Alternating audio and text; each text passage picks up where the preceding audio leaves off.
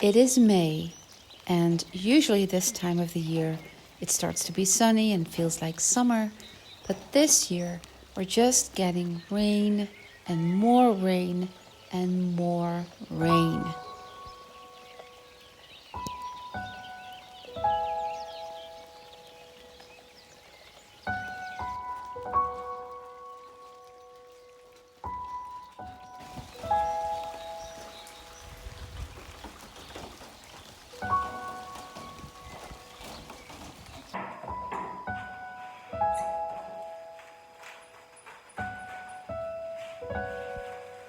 So the weather really makes it impossible for us to start building the tiny house.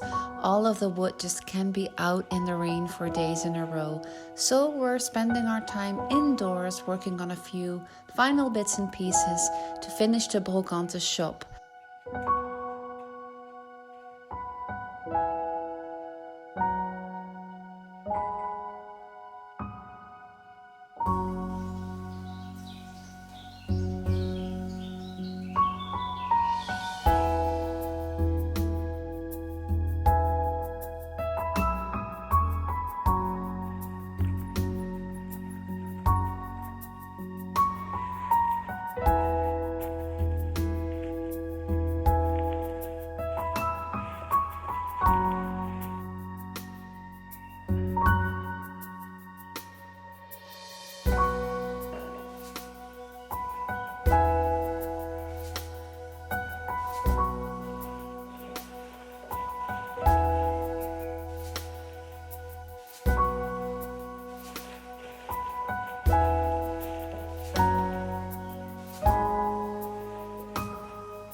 This is actually so nice. As you can see, I'm wrapping them in newspaper, which is obviously not how I send them. I would never send anything in newspaper. But the reason I'm putting them in newspaper in this box is because they were bought by a lady from Norway. And Osby, I think you're watching this.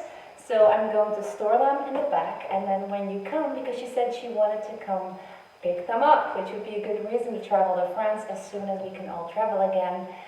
So I'm putting them in the back, and I will have them ready for you on this table when you come pick them up, and we can have a coffee and chat about life and the beautiful French antiques and Brocante items. Now, if you really like this French vintage style, tableware, kitchenware, pottery like this, as much as I do, and all the French farmhouse decor, I wanted to show you two books that I think you might like, that you could look into and see if you can find them somewhere, and else you can find them online.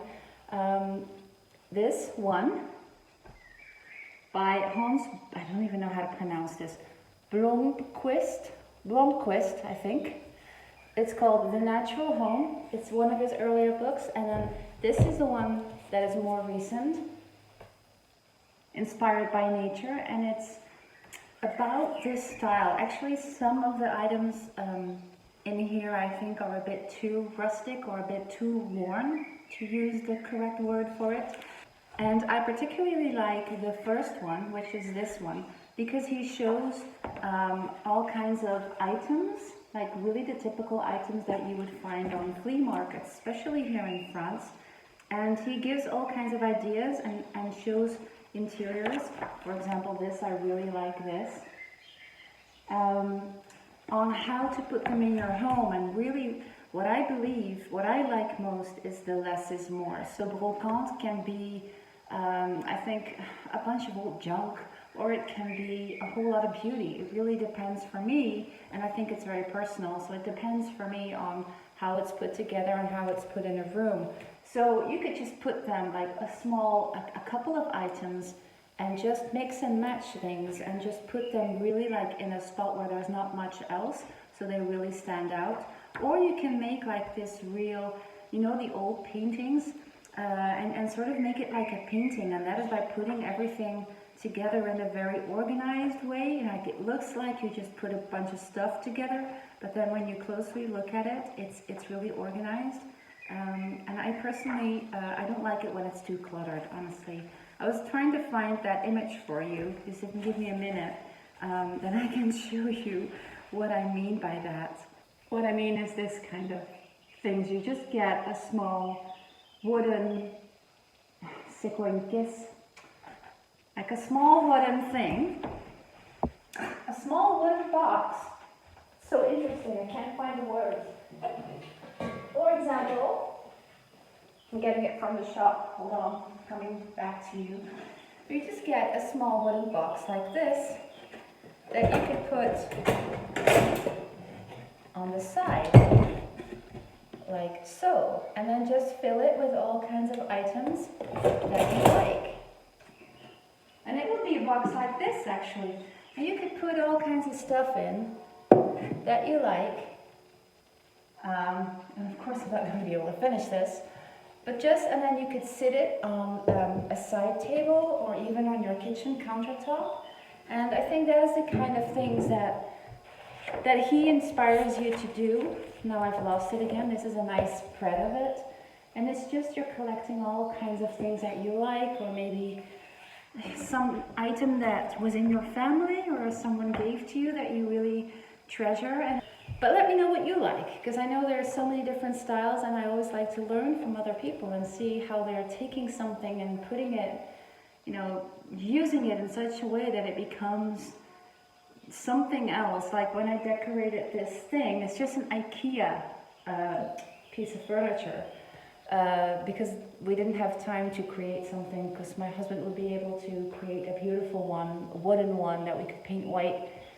So we just got this, but then when I started putting it all in, I actually found that it looks really nice like this. And of course there's some empty spaces when I'm going to prepare the packages that go out, and then I need to find something else, which is wonderful because it feels like a tableau, so that's a painting, where the scenery changes every day, and I love just picking stuff and seeing what goes nice with other stuff. And I really, if you like this kind of stuff, and if you're putting it off, or you're not really putting some dedicated time on it, or you're not using a space in your room that's a space in your house or a room, or just a small corner in your living room, or maybe even your bedroom, and you're not using that because you think you don't know what to do, or your family members may not like it, I really inspire you to go for it and create that for yourself and just play with that. And just have some fun with it. That's the thing I like about working with these items, and it's like setting the table that I set here in the shop. It's just mixing and matching all different things. That's really on trend actually here in France. It's called assiette dépareillée, which means unassorted plates. So they're not supposed to be the same. The other really happy moment of the day is unpacking. This treasure is what I would say that I found on my last visit when I went hunting. These are Arcoroc, which is a French glassware company. The model is called Rosalie, and it's from the 70s. It was quite popular as wedding gifts, for example. So what happens a lot when I find these is that the small stickers that have the logo and the name are still on them. So I can totally picture some young married couple getting this, putting them in like their Sunday cupboard where they keep all their glass and kitchenware and tableware for Sundays and special occasions, and then they never come out. So they never use it. And I know that my mom had my grandmother's dishes and plates that she got when I think she and my grandfather got married, and she used them all the time. My grandmother used to own a restaurant. She was crazy about dishes and beautiful crystal glasses and stuff, so it must be that she passed it on to me, I think, in my genes, and she used it. We had a large private collection of these, and a lot of them break because I have young children. But it doesn't matter, life is to be celebrated every day. Please don't keep your best dishes only for Sundays and special occasions. I mean, I'd rather see you turn every day into a special occasion.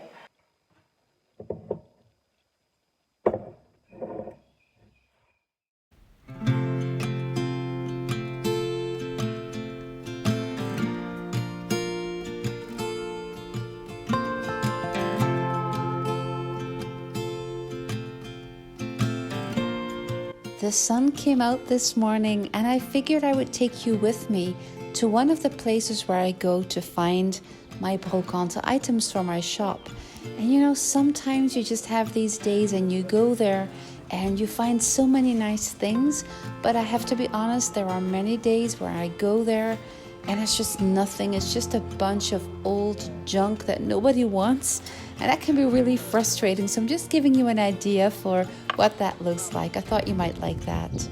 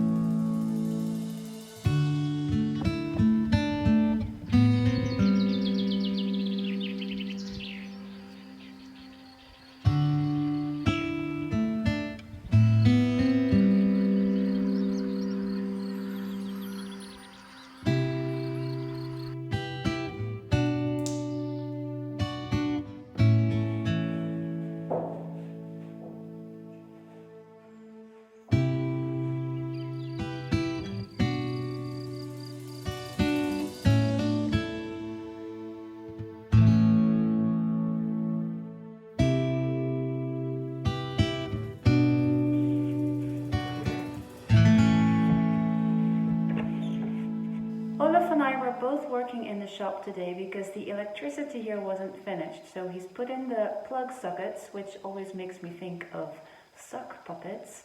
So I have to be careful not to say that wrong. Plug sockets. And we have a new light fixture that we're going to put here, since this again will only be temporary and it will be a holiday home in maybe 1 or 2 years time. But then I have a very beautiful industrial style a light fixture that was probably in a factory that I found, and I'm hoping to hang that over the table in the back, but you know, it doesn't have all the electricity wiring and stuff, so we need to see if Olav can find time to do that, because Olav, my husband, has many projects. You know, we bought this house in France in 2018, thinking it would be our holiday home. And then we spent one holiday here with our children, and we realized we didn't want to go back to the Netherlands. So we kind of accidentally ended up living in France with our children. And since we live here permanently now, since early 2019, we've had so many ideas on what to do with that old farmhouse, what to do with the place. It is such a beautiful region, like the micro location, as I like to call it, is beautiful, like the plot that we're on and the views, and we have so many projects. So we're turning, this used to be the stables, and we've turned this into, I was going to say modern, it's not modern, but it's properly done a living space. We'll probably be moving in here in winter time so we can start working on the other part of the house we currently live in, but that isn't renovated yet. And then when all of the house is done, this will be a holiday home. We'll have a couple of bed and breakfast rooms, but the first, really most important next thing that we're working on is building a tiny house on like the edge of our plot, And that is Olav's next project.